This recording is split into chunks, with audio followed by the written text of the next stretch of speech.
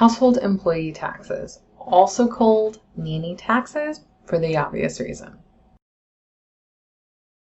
My name is Tony Cameron with TLDR Accounting, and we provide tax and accounting services to individuals and small business owners.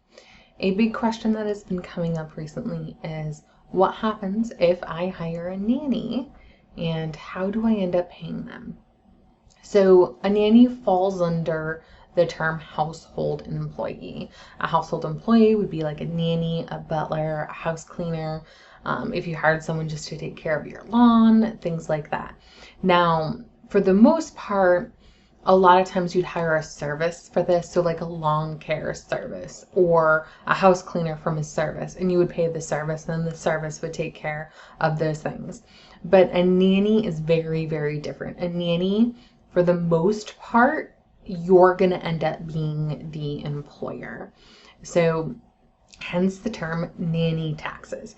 Now, what happens with this is, if it is a real nanny, not your spouse, not a kid under 21 or your parents, and you pay them, that's where nanny taxes come in. It's a household service. You tell them how to work, you tell them what to do when they watch your kids, are they preparing lunch, are they doing the cleaning, anything like that, right?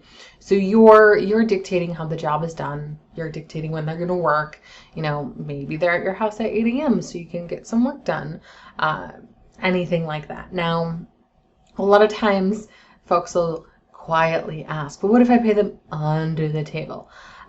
Paying a nanny under the table is illegal, right? Just plain out, it's illegal. You can't do that. If you're going to hire a nanny, you need to do it professionally, and you need to do it the correct way. Now, our recommendation is, if someone is going to hire a nanny, go through one of the nanny payroll services. They take care of it. They have contracts that you would sign as the employer that you can then give to the employee, the nanny. And it just legitimizes everything a little bit more, and it makes sure everything's in writing and you have all the things you need for your taxes. Because it's nanny taxes for a reason. Part of it is you're going to have to set up an EIN. You're going to need to get a W-4 and an I-9 from the nanny, so you have their social security, their address, all of that stuff. In addition, Washington has some additional rules if you're going to get for unemployment insurance for the nanny, and there's also workers' comp involved, and now we have the Paid Family Leave Act.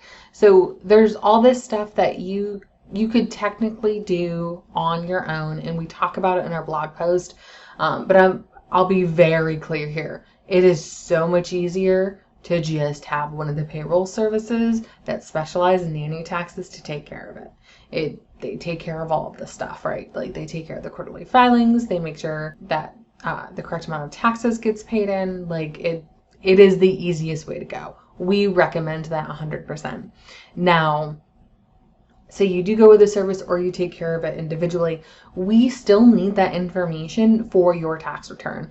It is going to be reported on your 1040 on Schedule H, which is for household employees.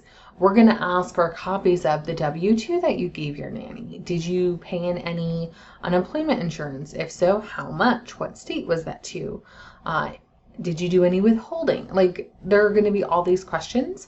The biggest complaint that we see is, if you don't stay on top of the payroll, which is due every quarter, you're going to have to pay it in at the end of the year on your 1040, and that can add up depending on, how much you're paying your nanny.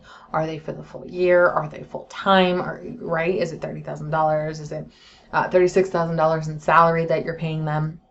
Because you would then have to pay payroll taxes on it, and that gets added to your tax balance at the end of the year if you didn't make those estimated payments during the year.